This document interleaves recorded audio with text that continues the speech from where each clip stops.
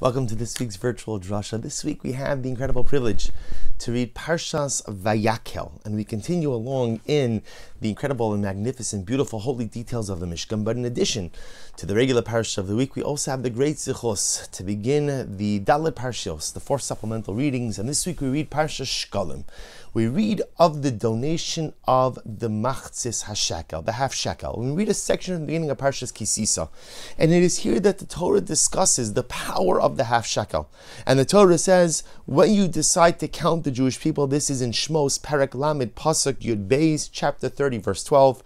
Kadosh Baruch Hu tells Moshe, Kisisa es rosh b'nei Yisrael of kudehem, when you decide to count the people, v'nasnu ish kofer nafsho la'Hashem b'vkodosam.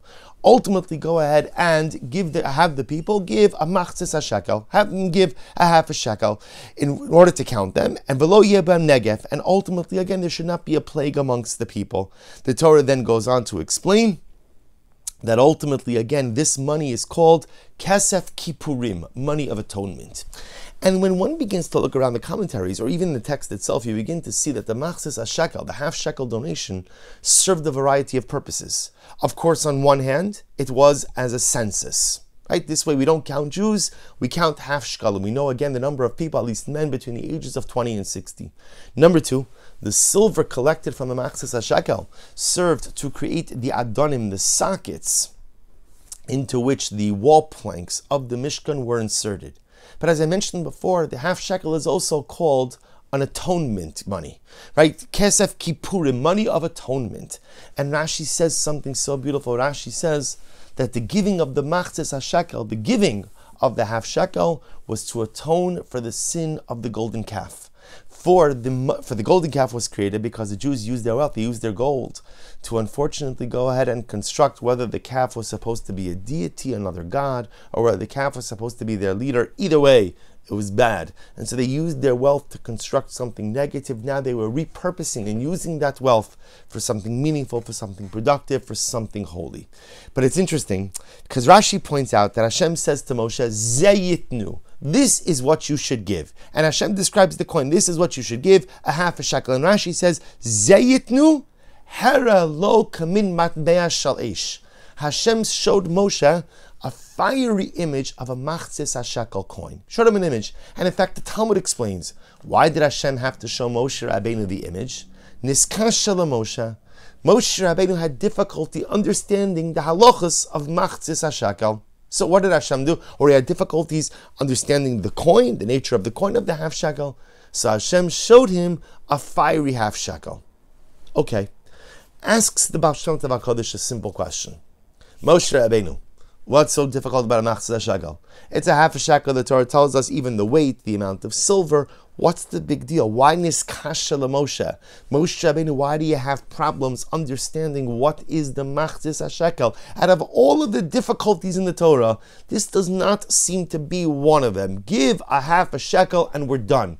Yet again, Moshe Rabbeinu had so much difficulty with it that Hashem has to actually show him a fiery half shekel. And the Baal Shem Tov HaKadosh explains so beautifully, what was Moshe Rabbeinu bothered by? Moshe said like this, Hashem, I understand to use a half shekel for a census. And I even understand to use a half shekel so you get the silver to make the sockets into which the wall planks of the Mishkan are inserted. But how could a Machzis HaShekel affect atonement? How could one little act, a Machzis HaShekel is not a lot of money, half a shekel, how could a half a shekel affect atonement for such a dramatic Aveira?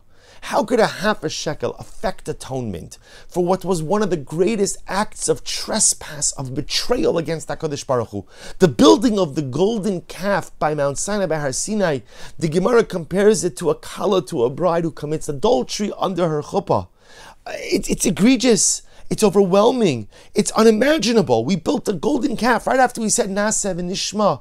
Right after we committed ourselves to Hashem, we demonstrated a profound level of theological infidelity by going ahead and building this calf. So Moshe Rabbeinu says, how could a half shekel go ahead and affect atonement for such an egregious act? And so says the Baal Shem Tov HaKadosh something so beautiful. Hera lo matbea shal eish. You see, it's interesting. Hashem could have showed Moshe Rabbeinu any kind of coin, but he shows him a fiery coin.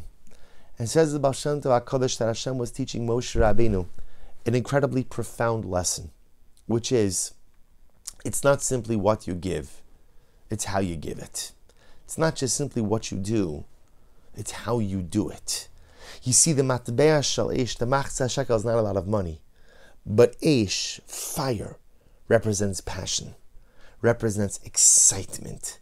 And Hashem was teaching Moshe Rabbeinu that even the smallest of acts, even the smallest of contributions, be they monetary or emotional, if given with heart, if given with passion, if given with fire, could affect a dramatic amount of change. Even the smallest thing could send dramatic ripple effects if done with passion. Conversely, sometimes even the greatest act, but done without heart, but done without passion, done in a dispassionate way, with no feeling, no emotion, as if a person is being forced or coerced, you may have checked the box, but probably accomplished very little. Hashem was telling Moshe Rabbeinu that when you do something, even if it's a small something, but you do it with passion, you do it with commitment, that has the ability to affect kapara, the ability to affect atonement, even for the most egregious of sins. And what a profound lesson for us on this Shabbos Shekalim. You see, all too often we measure the success of our Yiddishkeit in volume. How much did I learn? How much did I daven? How many mitzvahs did I perform? Now that's great. Davening a lot is wonderful. And learning a lot is wonderful. Giving a lot of tzedakah is wonderful. Doing a lot of ma'asim tov mitzvahs is wonderful. But Yiddishkeit is not about the volume. It's not about the quantity. It's about the quality. So maybe I davened the whole Shachris. Did I feel it? Did I pay attention? Did I have kavanah? And sometimes Hashem says to Moshe, sometimes maybe less is more when the less is done with more kavanah. So maybe it's better to not be able to daven the entire Shachris, but the part that I daven, I say with kavanah. I concentrate, I pay attention. I don't have hours to learn, but the 45 minutes a day that I learn, I'm in. I'm invested. I'm focused. I'm not distracted. Even a little bit in our Yiddishkeit, and whatever we do, a little bit, a little here, a little there, a little mitzvah here, a little mitzvah there. You know what? I'm not perfect with brachas, but at least I'm going to try to have kavanah for 2 brachas a day, or I'm going to have bracha for Asher Yatzar, whatever it is, whatever your machzis hashekel is, whatever your little unit of spiritual currency may be, whatever your little act is, you could create or you could amplify the impact of your act with fire.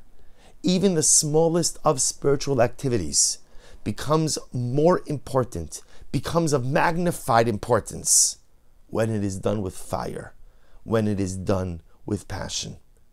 Maybe the secret to success in our Yiddishkeit is not looking to take more things on. Maybe the secret to success is not more chumras or additional layers. Sometimes those are important also. Maybe the secret to success is to take what we're already doing and just try to do it a little bit better. To take the machzis hashekel, the little units of spiritual currency that we're already donating, but start donating them with fire. Start donating them with passion. Start doing them, ultimately again with a bit more excitement. I don't have to do more. I just have to do what I'm already doing a little bit better. That's the secret of machzis hashekel. The secret to successful spiritual living. May we be zochem Eretz Hashem to have the day when we are privileged to be able to give the machzis hashekel. The Beis HaBigna shall be rebuilt. We'll purchase our karbanos from that machzis hashekel. But until that great day, until we could physically give machzis hashekel, may we be zochem Eretz Hashem to give the spiritual machzis hashekel and do what we are already doing with renewed commitment, renewed energy, and renewed fire. Wishing everyone a good Erev Shabbos and a beautiful Shabbos Kodesh.